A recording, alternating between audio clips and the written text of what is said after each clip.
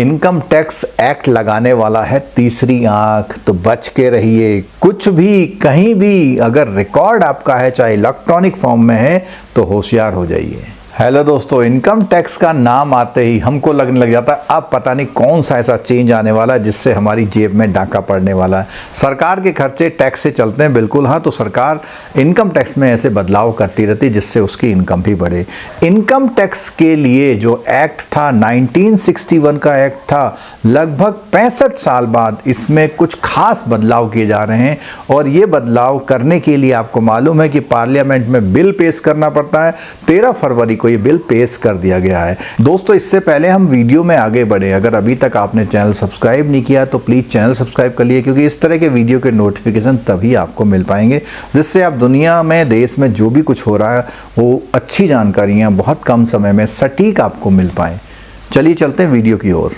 इसमें जो खास चेंजेज हुए हैं उसके बारे में अगर हम बात करें तो सबसे पहली बात है कि इसमें इनकम टैक्स अथॉरिटी को ज़्यादा पावर दी गई हैं। उसके अलावा तो दोस्तों इसमें होगा क्या, जो आपके ईमेल्स हैं कहीं सर्वर पर हैं तो सर्वर को वो खोल करके, यानी उनमें उनकी एक्सेस हो जाएगी, ऐसी वो जानकारी सारी ले सकते हैं जो कि टैक्स असेसमेंट के लिए ज़रूरी है। दूसरी बात करते हैं, आपके कोई स्टॉक्स हैं, शेयर्स हैं, म्यूचुअल फंड हैं, तो वो भी जो भी आपकी डिक्लेयर्ड इनकम है उससे वेरीफाई करने के लिए उनको ये सब चीज़ें दिख सकती हैं। सोशल मीडिया के अकाउंट जिससे आपकी अनडिस्क्लोज इनकम की कुछ आइडेंटिफिकेशन हो जाए तो वो भी अब अनकवर हो गया है।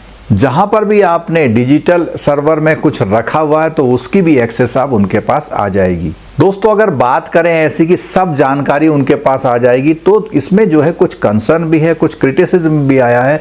सबसे पहली बात आई है प्राइवेसी इश्यू की।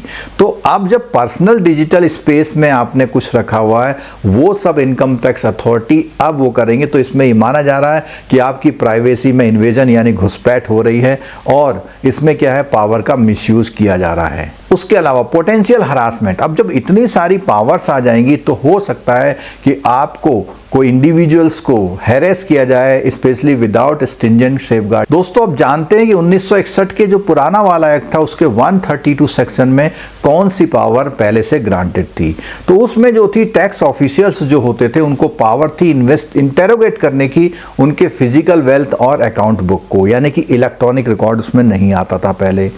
और अथॉरिटी के पास राइट था कि वो लैपटॉप की एक्सेस कर ले, हार्ड ड्राइव की एक्सेस कर ले, ईमेल की कर ले, लेकिन पासवर्ड मांगने का कोई भी राइट नहीं था। मतलब वो खुद देख सकते तो देख ले, लेकिन आपसे पासवर्ड मांगने का राइट उसमें नहीं हुआ करता था। अब दोस्तों बात करते हैं कि आपके कॉन्स्टिट्यूशनल राइट में इन्फ्रिंजमेंट ना हो तो इसके लिए कौन से सेफगार्ड जो है रखे जा सकते हैं जिससे कि ये भी काम हो जाए और आपके सेफगार्ड भी बने रहें। एक तो ऐसा हो सकता है कि जो है जुडिशियल के दायरे में लिया जाए।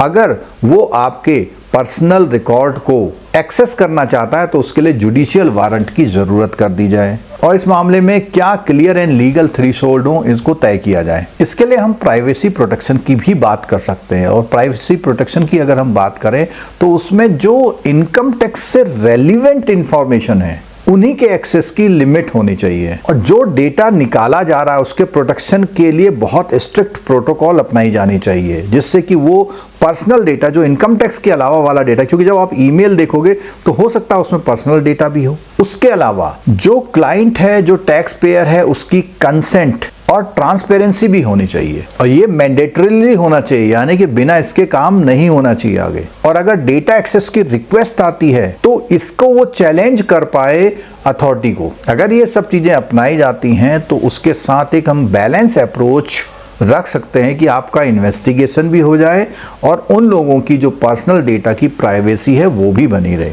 तो दोस्तों, ये खास बदलाव हमारे इस एक्ट में आने वाला है और जब ये पास हो जाएगा तो बहुत जल्दी ये जो है प्योरली जो है एक्ट में अमेंडमेंट के रूप में ये आ जाएगा। चलिए दोस्तों, इस वीडियो में अभी तक इतनी जानकारी थी। अगर आगे कोई जानकारी आती है तो हम आप तक पहुंचेंगे उस डिटेल जानकारी के साथ। और अभी तो फिलहाल के लिए थैंक यू सो मच।